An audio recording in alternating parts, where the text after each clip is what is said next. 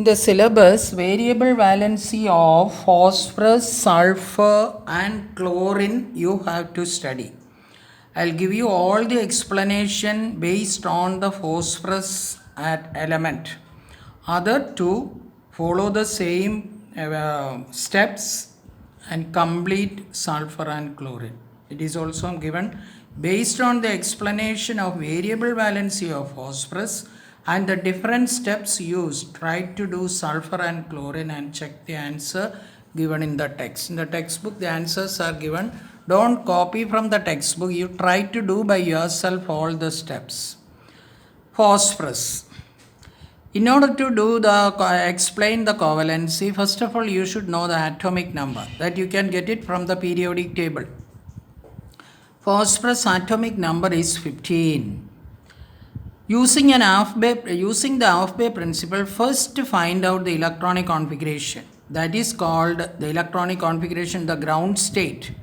That means there is no change. It is not absorbing energy or anything. Therefore, that is called ground state. The electronic configuration is 1s2, 2s2, 2p6, 3s2, 3p3.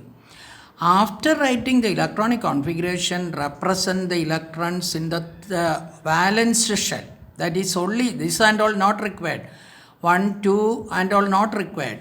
On the outermost shell, represent all. That is 3s2 can be represented as 2 electrons paired.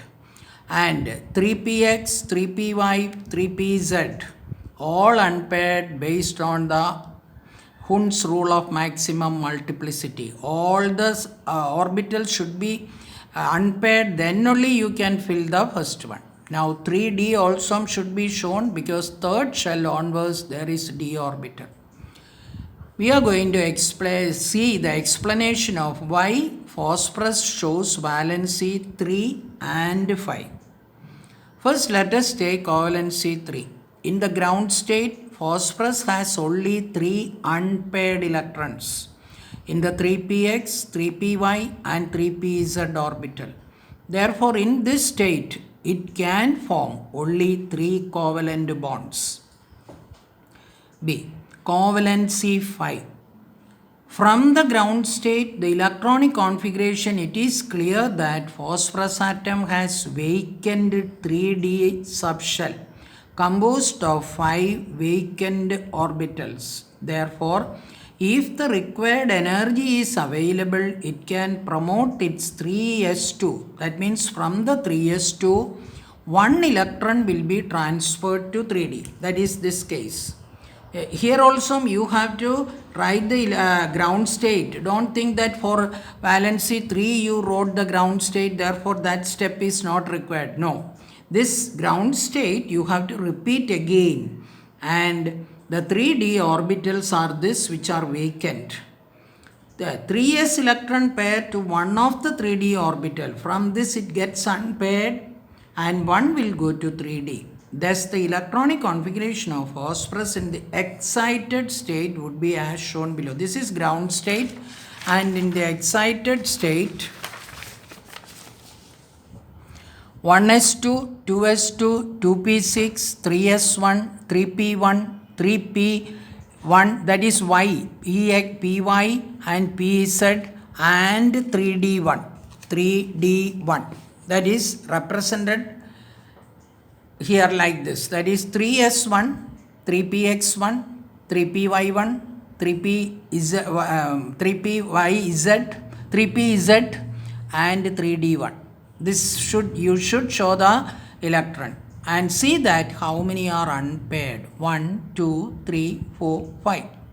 In the excited state, phosphorus has 5 unpaired electrons in its valence shell. Therefore, it can form 5 covalent bonds by sharing these unpaired electrons with those of other atoms and can show a covalency of 5.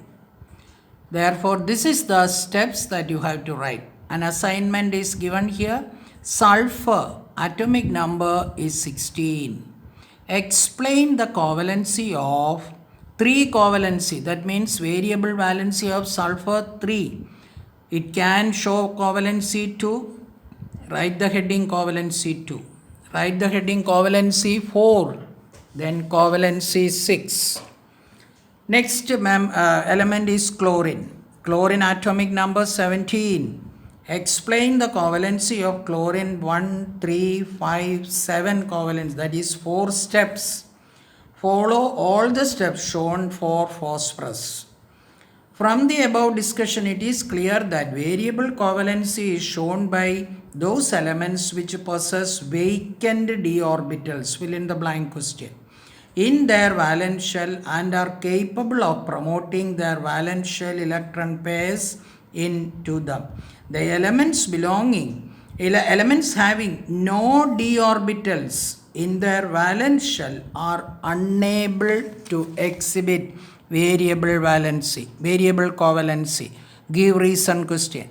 This is why elements belonging to the second period of the periodic table do not show variable covalency. This is the question and you have to answer why in the second period the elements are not showing the variable valency, because they don't have the vacant d orbitals.